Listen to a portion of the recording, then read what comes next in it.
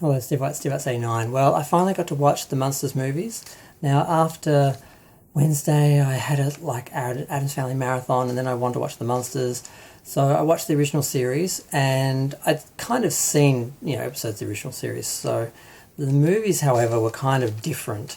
I vaguely remember seeing the original film, the 1966 film Munsters Go Home. Vaguely remember seeing that when I was a kid. I really remember watching The Munsters Revenge on TV when I was a kid because it was just so amazing to see them in colour. And I remember just sitting there and watching the whole thing and being totally engrossed in it. So now these two films, I hadn't seen them since though. I had them on DVD for years, but I always felt like I had to watch the TV series first and then watch the movies. I just never had the time to do the full marathon until today or this week. So the Munsters Go Home was done in 1966, and it was originally planned to promote the series, which was supposed to be continuing in international markets. But because the series was cancelled, it ended up just being they still did the film, and I guess had all the funding, and it was all the contracts were all done and everything because the show had been cancelled at that point. It was done, I think, to promote the show in syndication in international markets. So they sort of still found a reason to keep it. Now, one of the main dramas and controversies with the film is that they replaced Pat Priest, who had replaced Beverly Owen after 13 episodes because she wasn't happy being in the role. Beverly Owen. Pat Priest was happy, and she was very upset when she was replaced with Debbie Watson. Now, Debbie Watson was 17 or 18. She was like a rising star at the studio, and they wanted to have like a romance in the film and have a young actress. And because Pat Priest was 29 years old, they felt she was too old, and she felt quite betrayed. I can imagine you play the character, you take it over from someone else, which is not easy in the middle of the season, and you play it for 2-3 years. You're one of the family, and then they just replace you for some newer, younger actress who looks nothing like you and is nothing like the character that people were used to. Marilyn in the series was based on Marilyn Monroe, and this other girl was just this little story blonde, redhead sort of little girl with a 60s haircut, and she was nothing like Marilyn. So that's the most jarring thing, because the main treat of this film is seeing the Munsters as they were in the series, but in a film and in colour, because they filmed it right at the end of the second season. I thought they filmed it in between season 1 and 2, like I think they did the Batman film between season 1 and 2, because that series was doing really well. It was around the same time. And yet, basically, Herman inherits Munster Hall in England, so they go to England to claim it. So it's that old trope of, well, we need to do a movie about a TV cast or a character, or a sequel, so we'll just take them somewhere they haven't been, or take them just out of their usual environment, like take them to another country, and that script will sort of write itself, because I don't know why they do that. It's like they feel like they don't have any stories to tell in the original environment, so they put them somewhere else. So they did that, and some of it works, some of it doesn't. The main treat is just seeing the original cast in the original sort of makeup in colour, and just a little bit more production value. The owners of Munster Hall, the Munsters in England, they're scarier than the Munsters who are monsters. They're just these grotesque caricatures of English like royalty and not royalty, but those sort of lords, and they're brilliant, but they're hideous, but they're meant to be. So they know what they're doing. They're great actors. Now, the story's pretty thin. Basically, they just have... somehow Herman ends up racing for the manor, even though he already owned it. I can't remember how that happens. But the last sort of big sort of sequence of the film is like this race. And I do remember that. That's the only part I remember from watching it as a kid. And it's a very un-Munsters sort of thing. Like, I could have thought of a better way to sort of... I'm sure there would have been a better way to sort of have them in the film and have some sort of big sort of ending other than just like a car race. But even though it's got the Munsters coach or whatever, it's still just like a car race. But there's fun on the ship when they're travelling over there. There's like I said, the manor, seeing them sort of, these people try and scare them, with like skeletons and things. It's all sort of fun. What else is there to say about the Munsters? Munsters Go Home.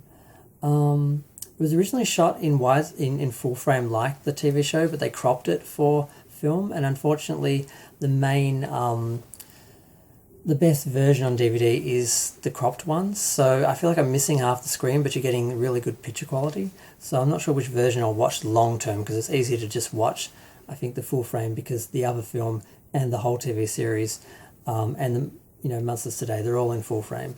But yeah, I don't know. The plot was thin, but you really got to enjoy seeing the cast as you would have seen them if they'd been done in colour for the TV show. So that's sort of the main thing. And I mean, the whole replacing Marilyn, having new Marilyn, that's a problem they had with the Addams Family kids and Marilyn and Eddie. Sort of with each incarnation, the older actors tend to be able to play themselves 10 years older, but the kids, they couldn't really get away with it.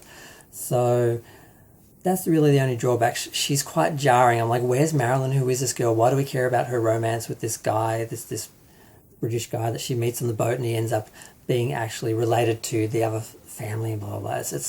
It's all sort of trying to, sell the teen romance angle of the film, and no one cares about that. So, yeah. But it didn't do really well. The Munsters were already cancelled, it sort of fizzled. Now, they did try to do a new Munsters series in the 80s. They did the TV film Munsters Revenge. Now, that's the one I really remember, because I just remember watching that, sitting down in front of the TV and watching it in colour and just being amazed and just engrossed by it.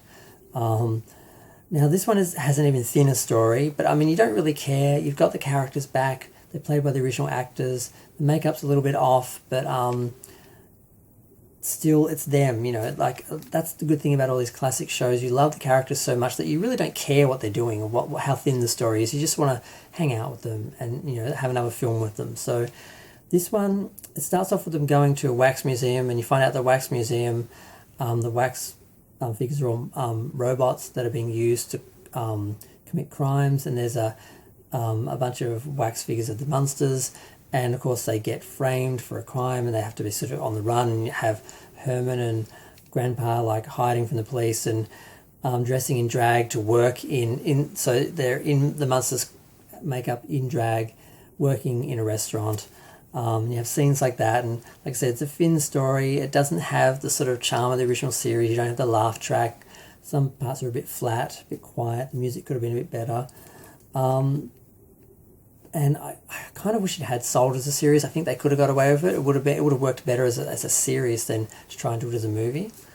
But yeah, the guys are trying to steal a bunch of Egyptian artifacts from an exhibit, and of course they foil that plot, and the Munsters win, and they end up having a family ball, and you see a bunch of different Munsters, and they have some of the relatives are there. The main prominent one is the Phantom of the Opera, who's there singing and using his voice, as a weapon almost. But yeah, I really enjoyed it. I'm glad they did it. I'm glad they got a second movie out of them, and we got to see the original cast again. Fred Gwynne and Al Lewis, they don't seem to have aged. The makeup really helps them, and the makeup is accurate. The split on the scar on Herman's forehead and the brow, they get it all perfect, and the charisma, it's all still there.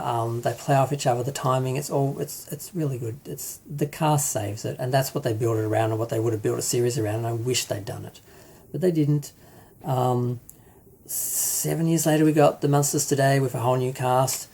It was good. I enjoyed it, but it would have been something else to have the original cast back in colour. In the 80s, and do an 80s series with them. It would have been really great. But that's sort of my review of those. It was 1981 TV movie, and then the 1966 feature film, which was also filmed full frame. So you can watch them both, and all sort of feels like it's just running all the way through, but it was actually a feature film. Didn't do a lot of money, but the other one was just for TV. And I think they went up against a repeat of The Wizard of Oz or something, and it didn't have great ratings. But I'm not sure if it would have sold, because it wasn't really strong enough on that level. It wasn't because I think they just relied so much on the cast. They didn't put any effort or money into getting good writers and getting a good idea for the actual story. I think they just felt like, we've got the cast back, people will love it. They did, but the executives apparently didn't because we didn't get a series. But I'm going to go talk for 10 minutes. I'm trying to cut it off there. The next time they appeared was in the next revival film, which they did do in 1995, and the cast minus Fred Gwynne, who died in 1993, because that's the other thing, once the original cast was gone, that was the end of that idea. They had them back in a scene, which I'll talk about in the review for those films, because I'm going to talk about those as well, because I finally got to watch them as well. But I'm going to go. Feel free to share, like, comment, subscribe. Let me know what you think. I love both the films. Even though they've got their flaws, just to see the original cast makes it worth it, and just to see them again and again and again. I can watch them, and I'm sure I will watch them over and over again over the years. But I'm going to go.